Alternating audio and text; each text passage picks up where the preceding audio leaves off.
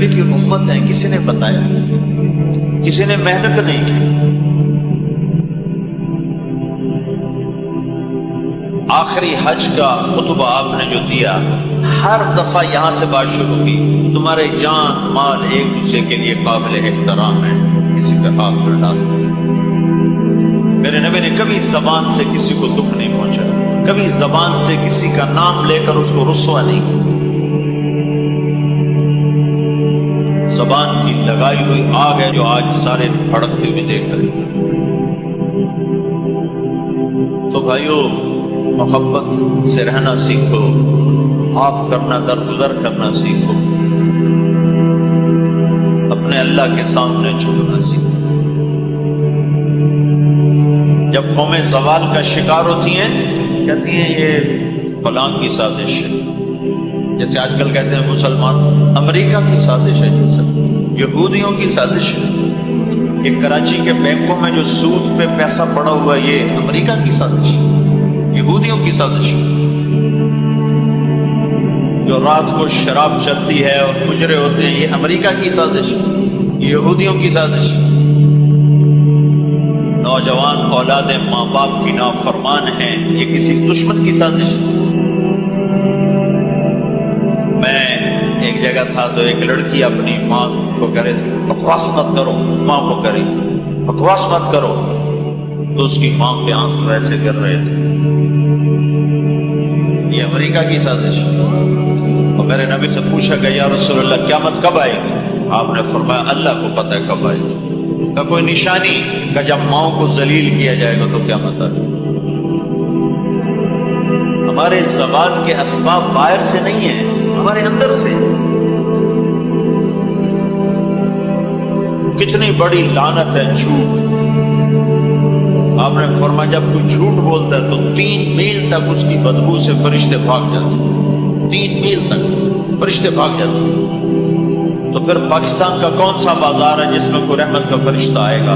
کہ ہر دکاندار جھوٹ بول رہا ہے، ہر بڑا چھوٹا تاجر جھوٹ بول رہا ہے، ہر سیاستدان جھوٹ بول رہا ہے. ہر سے مراد ہے 100 میں 99 نہیں، 1 لاکھ میں 99,999. کوئی 1 لاکھ میں شاید ایک کوئی سچا مل جائے.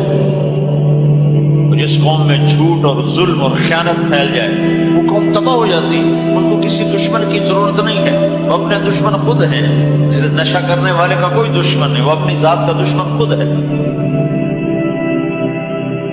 تو ہم اوروں کو الزام نہ دیں کہ یہودیوں نے سازش کر دی اور عیسائیوں نے کر دی اور امریکہ نے کر دی. ہم نے اسپین سے آخری ملک تھا یورپ کے سفر میں اسپین. تو قدم قدم پہ میں رویا کہ کس طرح مسلمان آپس کی لڑائی میں ختم ہو کے رہ گئے. کہ پاکستان اسپین میرے سامنے یوں آتے تھے.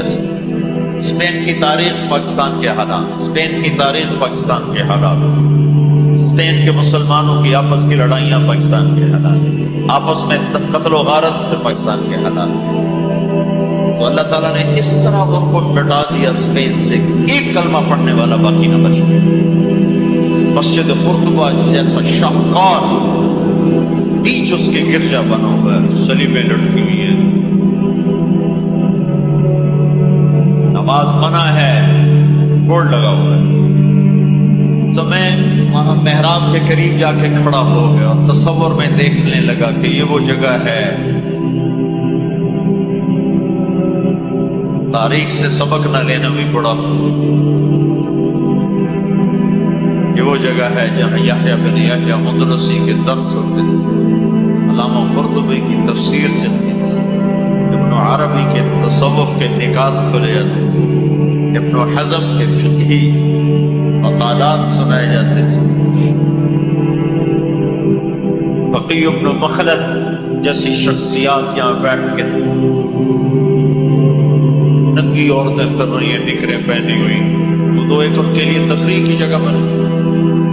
میں تو آنکھوں سے بھی رو رہا تھا اور دل سے بھی رو رہا تھا. اور زیادہ رونا اس پہ آ رہا تھا کہ اپنا ملک دیکھ رہا تھا کہ آج میرے ملک کے لوگوں کو ہوش نہیں ہے، وہ کیا کر رہے ہیں. دین پہ نفرت، فرقہ واریت کی نفرت، سیاست کی نفرت، قوم کی نفرت، صوبوں کی نفرت، شہروں کی نفرت، زبان کی نفرت، کون کون سا زخم ہے جو اس جسم پہ نہیں لگا؟ کون کون سے زہریلے تیر ہیں جو اس پر نہیں چلائے گے؟ میں محراب کے پاس جا کے کھڑا ہو گیا، 700 سال پرانی قرآن کی آیات اب بھی اسی طرح لکھی ہوئی۔ تو میں نے کہا یا اللہ، میں یہ نماز تو کوئی نہیں ہوگی، کسی کے نزدیک بھی ایسی نماز نہیں ہے، پر تو جانتا ہے کہ میں چاہتا ہوں ارے میرے بھائیو، آپس کی نفرتیں مٹا دو اللہ کے واسطے، اپنی جان کے دشمن نہ بنو، معاف کرنا سیکھو، درگزر کرنا سیکھو، فرقہ واریت کی باتیں کرنا چھوڑو، تقریریں سننا چھوڑو۔ تاریخ میری کمزوری رہی ہے، میں بچپن سے تاریخ پڑھتا رہا ہوں، یہ تبلیغ میں لگنے سے پہلے ذوق تھا تاریخ پڑھنا۔ جب تبلیغ میں لگے تو مدرسے میں آ گئے تو اور پڑھنے کا لگ گیا، پھر کچھ اللہ تعالیٰ نے یاد اچھی دے دی تو جو چیز پڑھی وہ یاد رہے گی، وہ سارا تسلسل ہو ایسے بس ڈوبتا پکارتا رہا کہ اللہ آج میں یہاں اس دھرتی پہ سجدہ نہیں کر سکتا جہاں 700 سال جن اینٹوں نے سجدے کے لمس محسوس کیے، جن اینٹوں نے تیرے لاکھوں کروڑوں پیاروں کے آنسو جذب کیے، جن در و دیوار نے تیرے ہزاروں محبوب لوگوں کے واز و ارشاد سنے، جن کونوں میں تجھے یاد کرنے والے ہزاروں لاکھوں کروڑوں انہیں روشن کرتے کرتے آج اسی زمین کے نیچے سوئے ہوئے ہیں، قرطبہ کے قبرستان پہ شہر بنا ہوا، نہ کسی بادشاہ کی قبر باقی اور نہ کسی بڑے کی نہ کسی چھوٹے کی۔ میں یہاں نماز پڑھتا ہوں، میری نماز قبول کر لے، یعنی اشاروں میں نماز پڑھتا ہوں، پھر رکوع،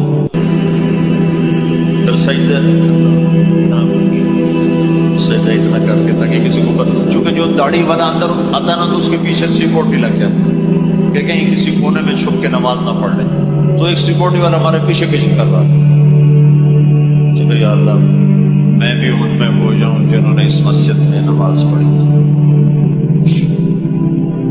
اور میرا پاکستان اس دور سے گزر رہا ہے، نہ عوام کو ہوش ہے نہ خواص کو ہوش ہے کہ کیا ہو رہا ہے۔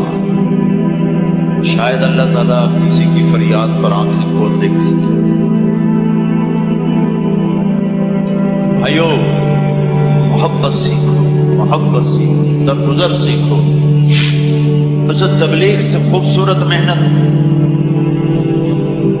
سارے دین کی محنتیں حق ہیں جس سے خیر پھیل رہی، جس سے لوگوں کو نفع پھیل رہا ہو، لیکن میرے بھائیو دنیا بھی پھری ہے، تاریخ بھی پڑھی ہے، وہ کچھ اللہ تعالیٰ نے موقع دیا، بہت زیادہ سمراج یہ نہیں کہ میں کوئی کتابوں کے انبار لگا دی، اپنی حیثیت کے مطابق میں آپ کو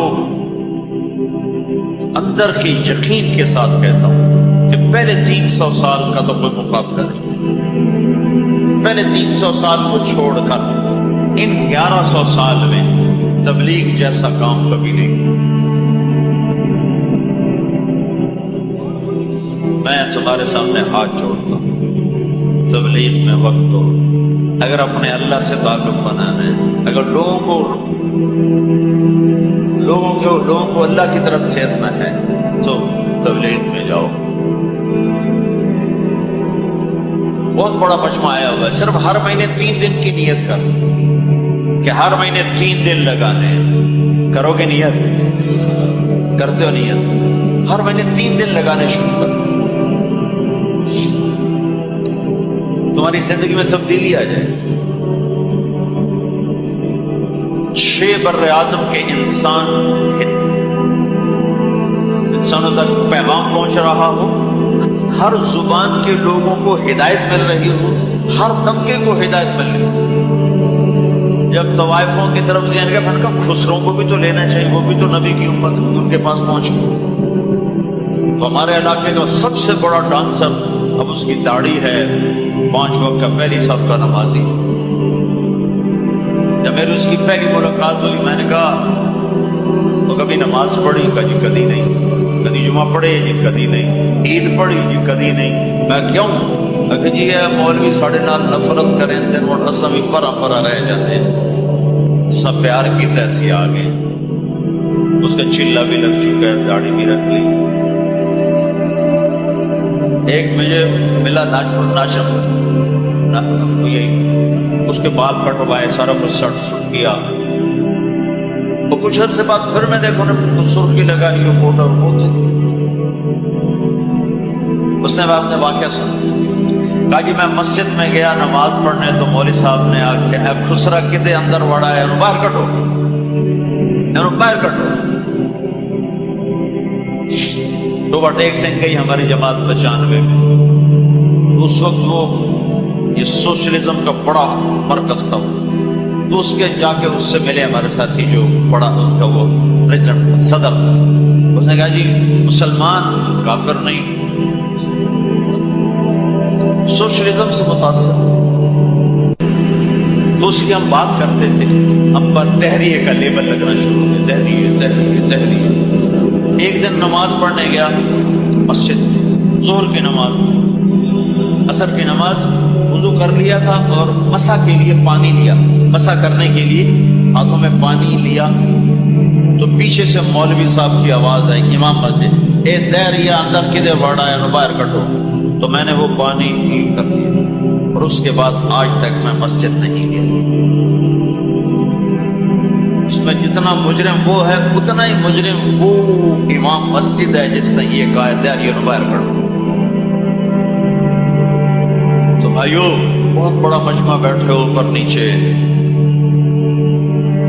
اور اکثر نوجوان نظر آ رہے ہو، محبت سیکھو، اللہ سے صلح کر لو، توبہ کر لو۔ یہ جو لوگ چوریاں ڈاکے کر رہے ہیں ان کے لیے بھی دعا کرو کہ اللہ ان کو بھی ہدایت دے۔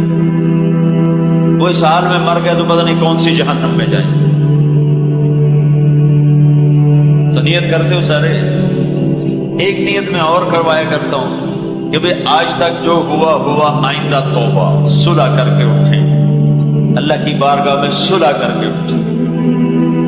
تو اس کی بھی نیت کرتے ہو؟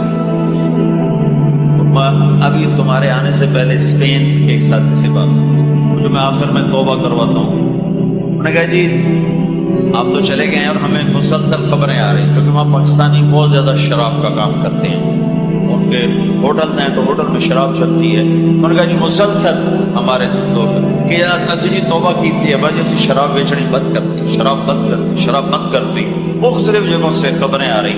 کہ جی ہم نے وہاں توبہ کی، ہم نے سوچا تھا مکے جائیں گے، وہاں جا کے توبہ کریں گے، لیکن وہ تو ادھر ہی انہوں نے ہمیں توبہ کروا دی، تو بس یہ ہماری توبہ، ہماری توبہ۔